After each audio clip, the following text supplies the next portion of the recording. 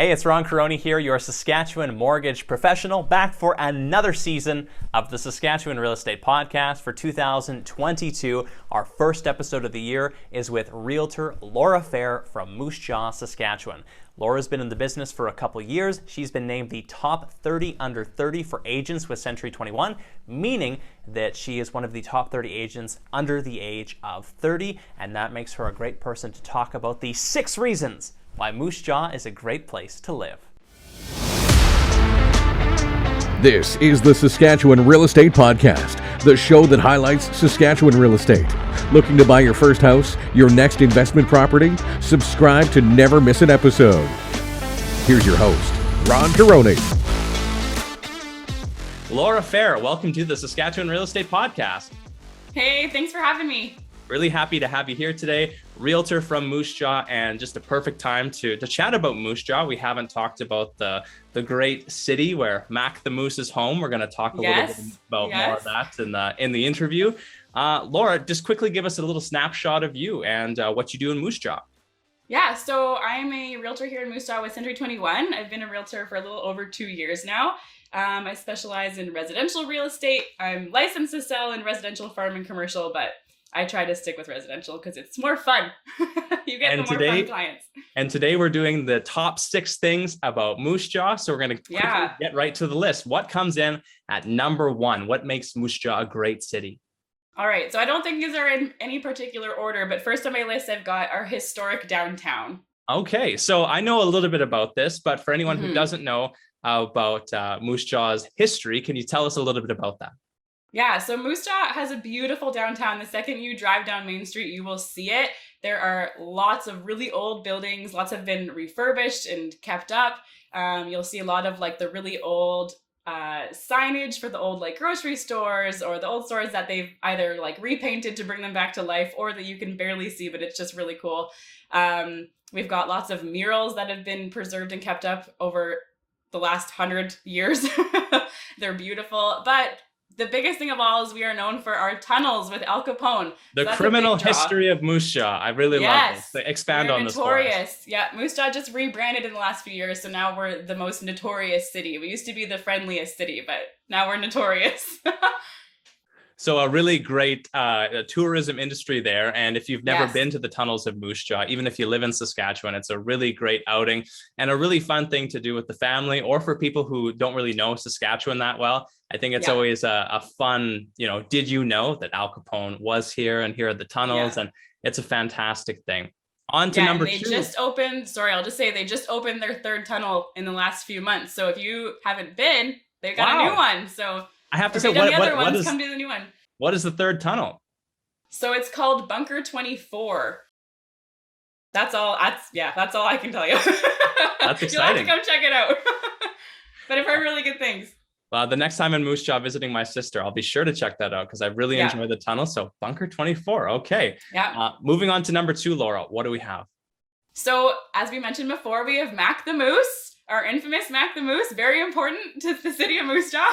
So Moose Jaw might not have been known by a lot of the international community until Mac the Moose kind of gained a lot of stardom. Let's quickly talk about that saga and the international battle, if you will. Yeah, so in 2019, I believe it was, we were in line to have the largest moose in the whole world. And then we found out that Norway actually had the biggest moose. And we were like, that is not okay. So it was actually really cool to see the camaraderie of Moose Jaw businesses come together to make sure that the antlers on the moose were a little bit bigger. So they increased the size of his antlers. And now we officially have the largest moose. Which was really fun. I didn't think that was going to be such a big thing, but we were all over the news in multiple parts of the world, and we were on the Late Show with Stephen Colbert. It just became this massive thing, and lots of people started coming and visiting just to see the largest moose in the world. So I really love Mac the Moose. And coming in at number 3, what do we have, Laura? Okay, we got diversity is what I have put there. Okay, can we expand on that a little bit?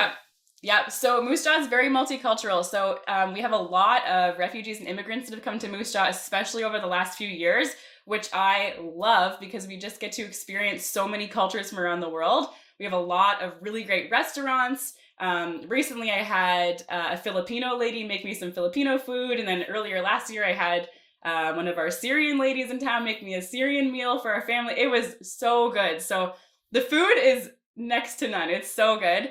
And every year we have this really fun thing called a Motif Multicultural Festival.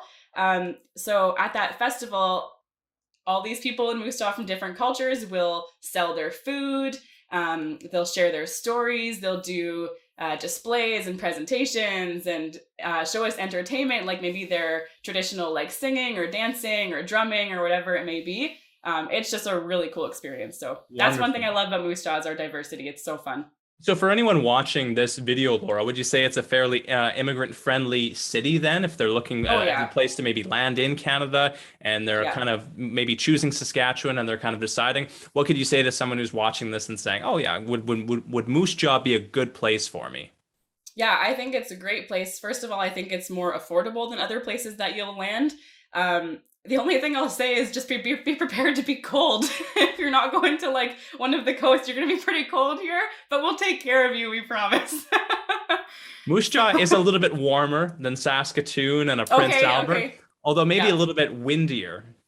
Yeah, we're very exposed to the wind out here. It's pretty horrible. We had a really big blizzard earlier this week, so my car is still, I've taken it out, but it still keeps getting bashed by all the snow. It's horrible.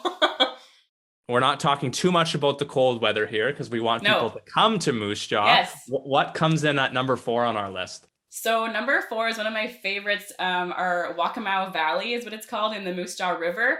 It is just stunning. So we have a river that goes through the city of Moose Jaw, kind of on the south side. Our parks here are beautiful. So in Wakamow, there's people canoeing and kayaking all summer long, hiking. There's a great disc golf course. Biking, but in the wintertime, it's still just as active. They will flood one of the big fields. It's called our oval, and it turns into a huge outdoor skating rink in the summer, or in the winter, sorry, so that's really fun. And then there's cross-country skiing, and people will still play disc golf when it's minus 30 in the snow. That's awesome. Yeah, and I'm going to add this here, if you're wanting that lake life, then you could just have to go a half hour up north up to Buffalo Pound Provincial Park. And that's really popular for people to Moose Jaw to hit up too, because it's so close. People have cabins out there. There's lots to do. Summertime people are out there all day vacationing, and in the winter it's ice fishing village. So yeah, it's one of the most incredible things about a lot of places in Saskatchewan of how close you are to some of these pristine waters, amazing lake life. And I just have to say, on the topic of Wakamow, I've been there in the summertime, but I've never checked it out in the winter. It sounds like an absolute paradise. Oh, it's so fun. Yeah, going skating at the oval is super fun. And my husband and I have went and played disc golf down there in the winter before. It's a little hard, but it's still fun. You got to get out and be active. It's hard to get that perfect flip on the disc if you're wearing really thick gloves, but I'm sure you make the best of it. Yeah, you just got to learn some tricks. On number 5, Laura, what do we have? Okay, number 5, I have our facilities. So that whenever I have family visit from out of town, they're always mentioning how great our facilities are here. So I thought it was worth mentioning. So we have Mosaic Stadium that was newly built in the last, I want to say 10 to 15 years. I can't remember when, but so it's brand new, big stadium. It's huge. It's where our Moose Jaw Warriors play. Go Warriors! So that brings in a lot of people. We get to have lots of concerts there, and that's really fun, especially for a city our size, which I'll mention on later. We have our Yarra Center Field House, which has 2 big regulation sized indoor soccer fields, along with a gym and a track and all that. We've got an indoor pool. We've got another indoor stadium that houses like basketball and volleyball courts. What else? We've got indoor skating rinks, outdoor skating rinks. And one thing that's fun that came to Moose Jaw recently, have you ever played Croca Curl? Yes, I am actually a big curling fan, as much as my wife makes fun of me for that. But I really love Croca Curl. Please expand on what Croca Curl is for anyone who doesn't know. So it's a mix between curling and crokinole, that I don't know what you call it, that game where you're flicking the pigs. Yeah, the board. So it's really fun. You kind of get to like curl your rocks into the middle like you would with crokinole. And so that's really fun that they've added to the city in the last few years. So if you haven't done that, you got to check it out. The great thing about that is for someone who's maybe potentially looking at moving to a city like Moose Jaw, is if you're wondering about, is there activities for my kids? Is there things that we can do on the weekend? It sounds like there is a plethora of buildings, facilities that even if it's minus 30 outside, there are lots of indoor options for you. Yes, for sure. And especially I find for a city our size, it's kind of surprising the amount of amazing indoor facilities we have. That's why it's always mentioned when I have family or friends visit. They're like, how do you have these massive buildings? Like, they're awesome. I'm like, yeah, they're really great. So that's one thing that's really great about Moose Jaw.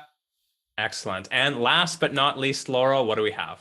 So is our size, which I mentioned before. So we are a population of about 35,000, which I love. It takes about 10 to 15 minutes to get from one side of the city to the next. You have all the amenities you need in city life without big city traffic. So that just makes it, I love it. It's awesome. But if you are like craving that big city life, for only 45 minutes down the road from Regina, you can get all your shopping, all your entertainment done. And it makes it a little more special to have a night out when you go out to Regina for the day. So it's great. Moose Jaw, yeah, it has a very different feeling than every other city in Saskatchewan. Not saying that there aren't other unique cities in Saskatchewan, but Moose Jaw is a great city that you have the Air Force Base, you have the Warriors, you have that proximity to Rider games and Regina, but you're also dealing in the smaller center. So it's a really great mix of a great Saskatchewan city, in my opinion. Yeah, for sure. Oh, totally. I love it here. I wouldn't want to live anywhere bigger than this. Now that I've experienced it for so long, it's the perfect size. Last word to you, Laura, on Moose Jaw. Anything else to add on the city? I should mention I'm a realtor, so I should talk about it's affordable to live here. Our median sale price in 2021 was $220,000. So that's a pretty good price point for and that must average, be right? So, I'm just trying to think off the top of my head, a little below our provincial average.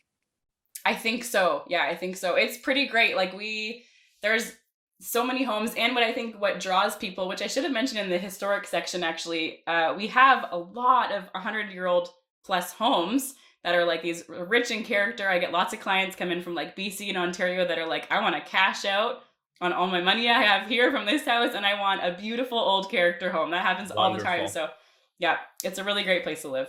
That's awesome. Laura, last question to you. If you could go back and give a younger version of yourself some advice, what would that advice be?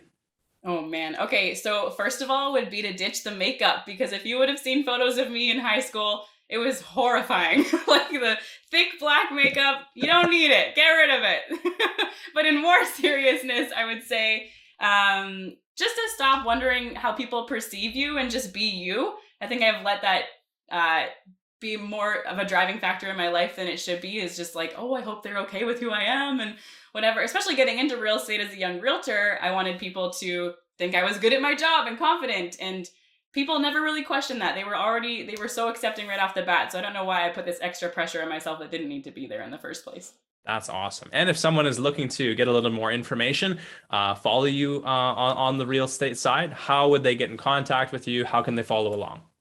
For sure. So you can find me, Laura Fehr, Century 21 is my handle on everything.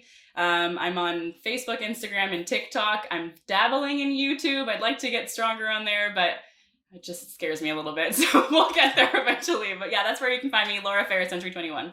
Awesome. Thanks so much, Laura. This was a really fun interview. And if anyone has any questions, there'll be more information below in the comment section. So once again, thank you very much for joining us today. Really appreciate having you on. Thank you so much. If you're ever in Moose Jaw, let me know. I'd love to show you around. Thanks, Laura. Thanks. Thanks for checking out this episode of the Saskatchewan Real Estate Podcast. If you enjoyed this episode, please hit the like and subscribe button and consider checking out some more of our great videos and interviews. If you're looking for more content on real estate in the province, check out my social channels in the description. Until next time, bye for now.